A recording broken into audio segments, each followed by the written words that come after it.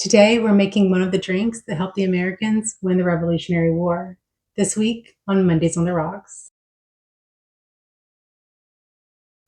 In case you haven't heard, Ken Burns has a new documentary out, The American Revolution.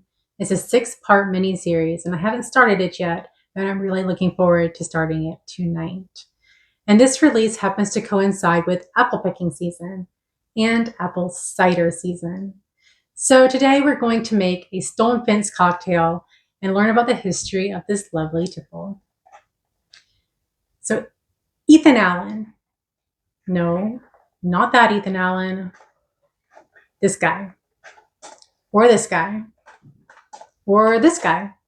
We don't really know what he looked like because there are no contemporary images of him from during his lifetime.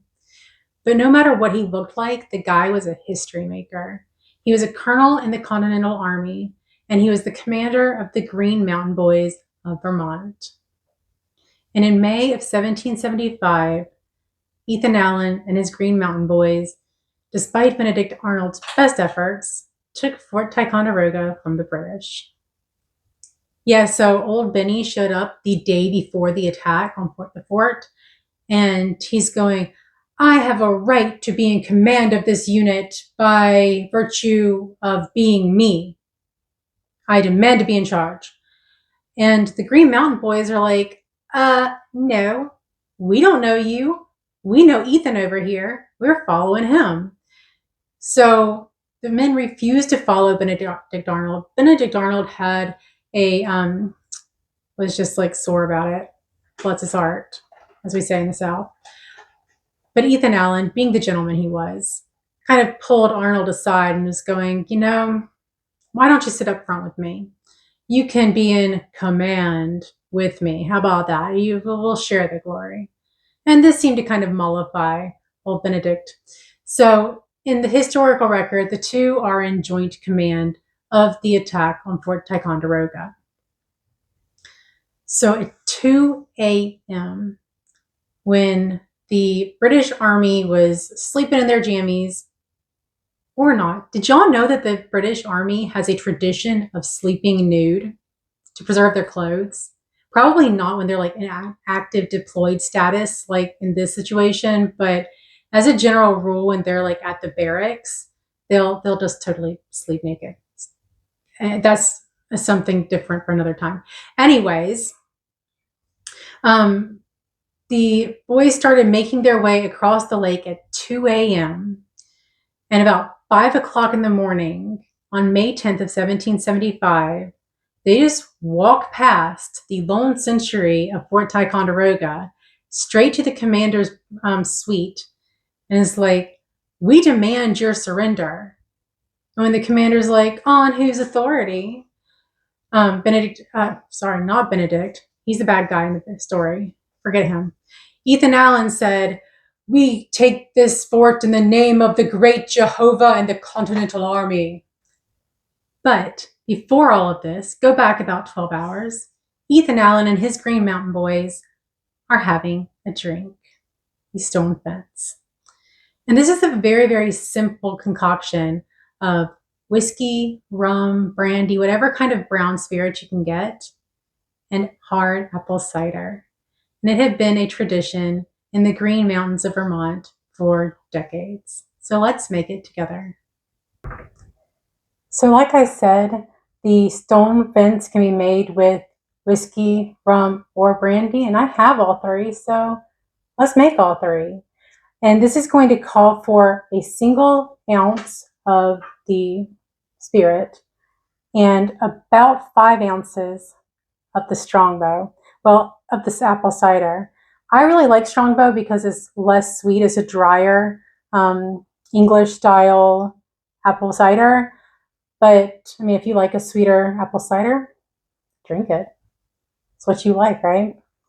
So we're going to put 1 ounce of each into my tall glasses. These glasses are way too large for this. But you know what? Better too large than too small. So a single ounce.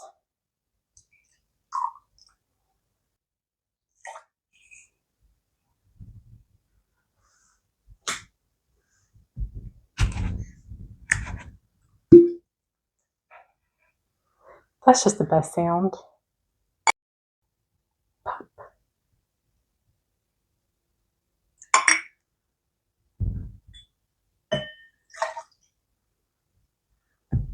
You know what's really exciting? No shaking. No editing the shaking sounds out. We're trying to quiet them down because I have not yet gotten a firm grasp on this whole video editing thing. So there's that. I'm excited about that. Oh, well, that doesn't go with it. There we go. And this is a 16.5-ounce can. I am not opening 2 cans of this. So to my best mathematical ability, that is just over 5 ounces per drink.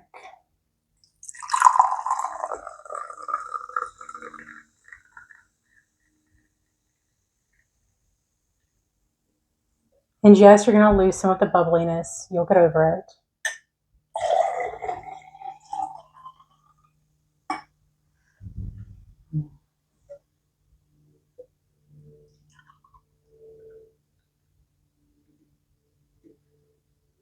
Or you won't get over it, and you'll get a drink mate and re-fizzify it. Either way works.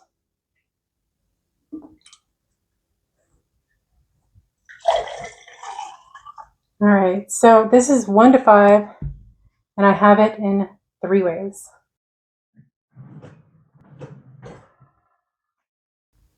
I'm just going to give them a little swirly whirly with my plastic straw.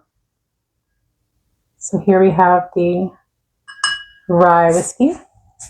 Cheers.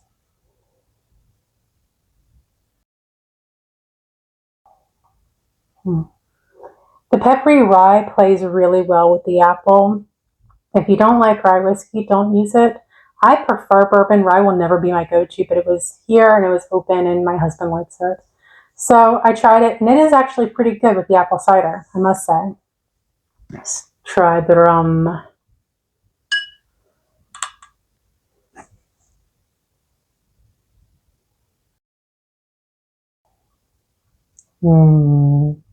Rum and apple cider, they're happy together. They're very, very good. 10 out of 10, I will recommend that one. And last but not least, the brandy.